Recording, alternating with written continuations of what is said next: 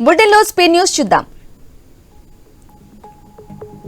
మంచిర్యాల జిల్లా చెన్నూరులో శ్రావణ మాస బోనాల జాతరను ఘనంగా నిర్వహించారు. మహిళలు బోనాలు ఎత్తుకుని పట్టణంలోని వీధుల గుండా డప్పు చప్పులతో ఊరేగింపు నిర్వహించారు.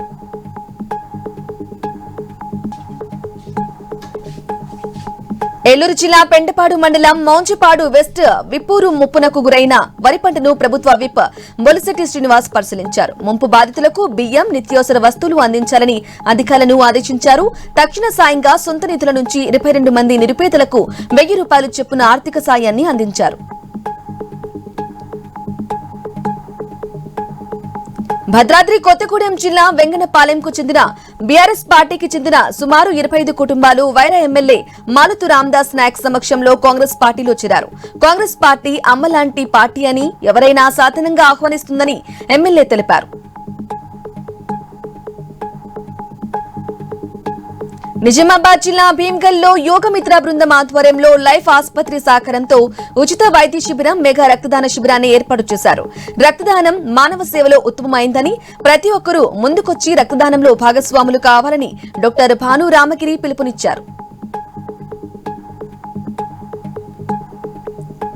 అంబేద్కర్ కోనసీమ జిల్లా అంబాజీపేట వ్యవసాయ మార్కెట్ కమిటీ చైర్మన్ గా టీడీపీ నేత చిట్టూరి శ్రీనివాస్ ప్రమాణ స్వీకారం చేశారు.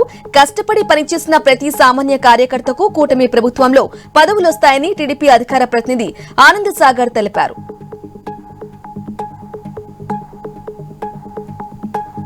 శ్రీ సత్యసాయి జిల్లా సోమందిపల్లిలో జూనియర్ ఎన్టీఆర్ అభిమానులు ఆగ్రహించారు. తమకు దైవంతో సమానమైన ఎన్టీఆర్ ను అనంతపురం ఎమ్మెల్యే దగ్గుపాటి అనుచిత వ్యాఖ్యలు చేశాడని మండిపడ్డారు.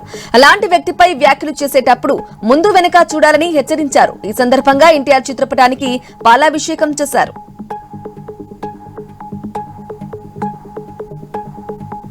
ఒరిస్సా నుంచి మహారాష్ట్రకు తరలిస్తున్న గంజాయిని సంగారెడ్డి జిల్లాలో పోలీసులు పట్టుకున్నారు. పటాన్ చెరువు సమీపంలోని తనిఖీలు చేపట్టిన పోలీసులకు 2 కార్లలో తరలిస్తున్న 128 కిలోల గంజాయిని గుర్తించారు. 4 నిందితులతో పాటు గంజాయిని తరలిస్తున్న వాహనాలను స్వాధీనం చేసుకున్నారు.